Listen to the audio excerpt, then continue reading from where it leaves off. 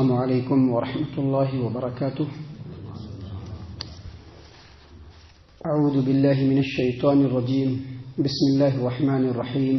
وهو الذي جعلكم خلائف الارض ورفع بعضكم فوق بعض درجات ليبلوكم فيما آتاكم ان ربك سریع العقاب وانه لغفور رحیم. اور وہی وہ اللہ ہے جس نے تم کو زمین میں ایک دوسرے کا جانشین بنایا اور تم میں سے بعض کو بعض پر اونچے درجے عطا کیے تاکہ وہ تمہیں ان نعمتوں میں آزمائے جو اس نے تمہیں دیا ہے. بے شک آپ کا رب جلد سزا دینے والا اور بے شک وہ بہت بخشنے والا اور نہایت رحم کرنے والا ہے. محترم سامعین کرام، سورۃ الانعام سورہ نمبر 6 اور اسی سورت سے ابھی آپ کے سامنے آیت نمبر 165 یعنی سورۃ الانعام کی سب سے آخری آیت کریمہ ابھی آپ کے سامنے تلاوت کی گئی اور آیت کریمہ کا ترجمہ بھی آپ کی خدمت میں پیش کیا گیا. سامعین کرام، اللہ تبارک و تعالیٰ نے فرمایا کہ وَهُوَ الَّذِي جَعَلَكُمْ خَلَائِفَ الْأَرْضِ، وہی وہ اللہ ہے جس نے تم کو زمین میں خلیفہ بنایا. یہاں پر زمین میں خلیفہ بنایا، اس کا دو معنی اور مفہوم مفسرین نے بتلایا ہے اور دونوں ہی صحیح ہے. ایک مطلب یہ ہے کہ وہی وہ اللہ تبارک و تعالیٰ ہے جس نے تم کو زمین میں ایک دوسرے کا جانشین بنایا، یعنی پہلے ایک نسل بھیجا اور اس کے بعد پھر دوسری نسل، پھر تیسری، پھر چوتھی، اس طرح سے مسلسل یہ سلسلہ چلا آ رہا ہے. جیسا کہ امام ابن ابی حاتم نے تفسیر ابن ابی حاتم میں روایت کیا ہے کہ اللہ تبارک و تعالیٰ نے فرمایا وَهُوَ الَّذِي جَعَلَكُمْ خَلَائِفَ الْأَرْضِ، اور وہی تو ہے جس نے تم کو زمین میں ایک دوسرے کا جانشین بنایا، یعنی ایسی مخلوق بنایا جو نسلاً بعد نسل، قرناً بعد قرن، خلفاً بعد سلفن ایک دوسرے کے جانشین بنتے چلے آ رہے ہیں. جیسا کہ اللہ تبارک و تعالیٰ نے قرآن کریم میں دوسری جگہ سورۃ النمل آیت نمبر 62 میں کہا کہ وَيَجْعَلُكُمْ خُلَفَاءَ الْأَرْضِ، اور اس اللہ تبارک و تعالیٰ نے تم کو زمین میں، وہی وہ اللہ ہے اور کون ہے اللہ تبارک و تعالیٰ کے علاوہ جس نے زمین میں تم کو ایک دوسرے کا جانشین بنایا. اور بعض لوگوں نے کہا ہے کہ یہاں پر خلیفہ سے مراد حکمران ہے، اور یہ بھی بات صحیح ہے کیونکہ اس روئے زمین پر حکمرانی کون کر رہا ہے؟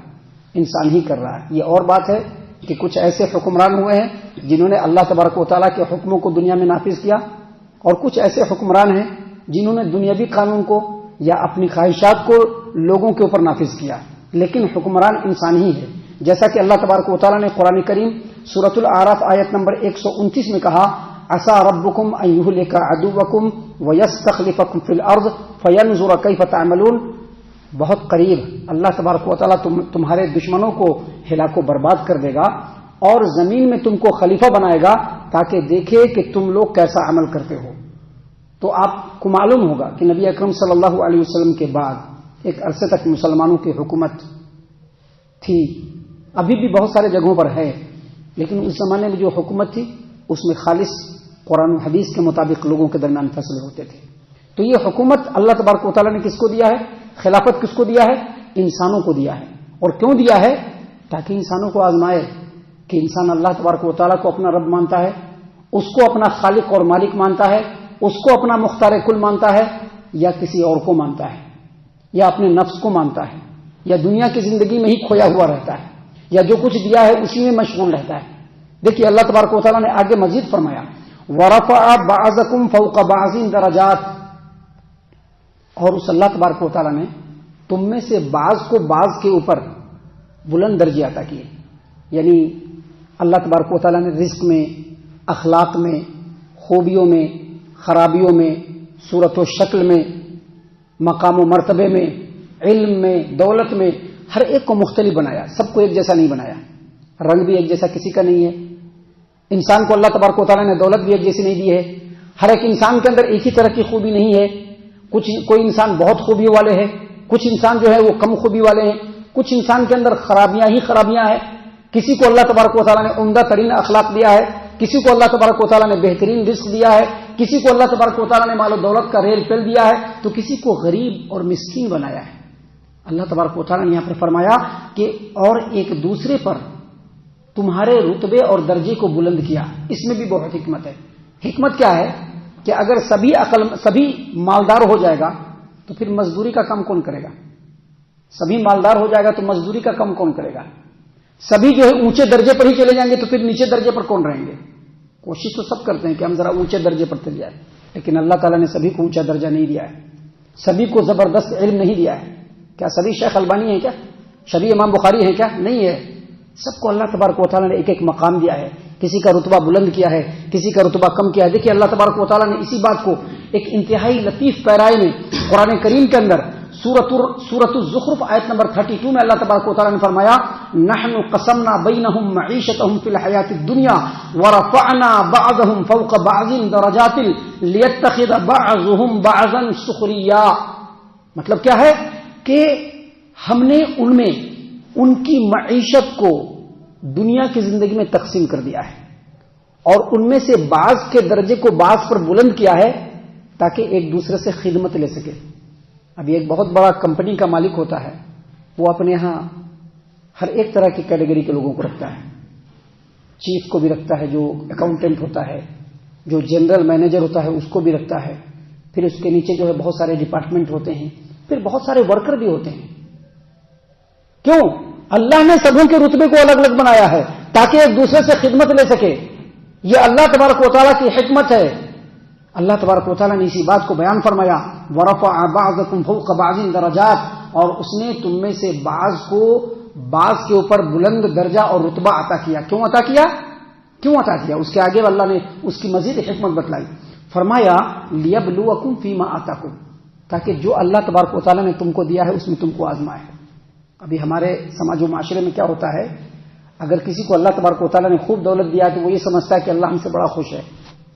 یہ فکس کر لیا ہے لوگوں نے اپنے ذہن کے اندر، لوگوں نے اپنے ذہن کے اندر یہ فکس کر لیا ہے کہ اللہ جو اس کو خوب مال و متا دے رہا ہے تو اللہ اس سے بڑا خوش ہے، اب اس کو نماز پڑھنے کی ضرورت نہیں ہے، اب اس کو نیکی کرنے کی ضرورت نہیں، کیونکہ اللہ بہت خوش ہے نا۔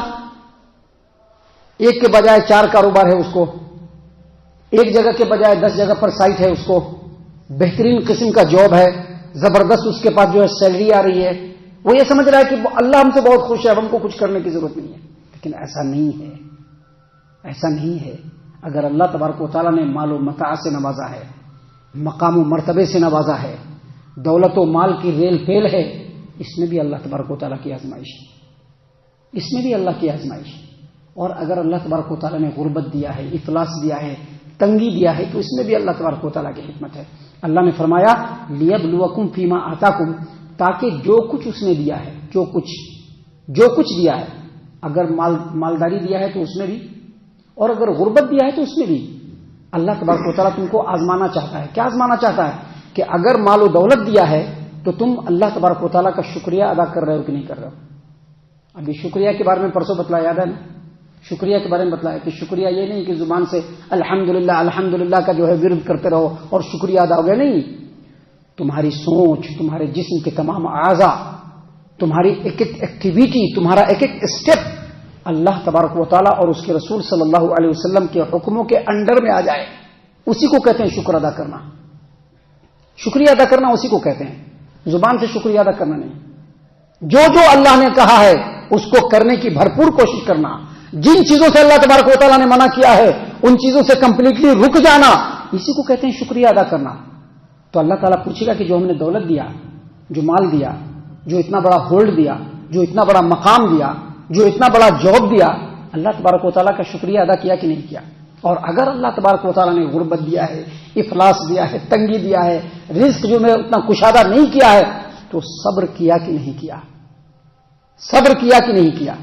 کہ جو صبر کر لیتا ہے نا بندہ، یا جو بندے صبر کرتے ہیں، یہ بھی اللہ کی عبادت ہے، کیونکہ اللہ نے اس کو جو آزمایا ہے اس آزمائش پر وہ کھرا اتر رہا ہے، وہ اللہ تبارک و تعالیٰ کی کسوٹی پر کمپلیٹلی وہ کھرا اتر رہا ہے۔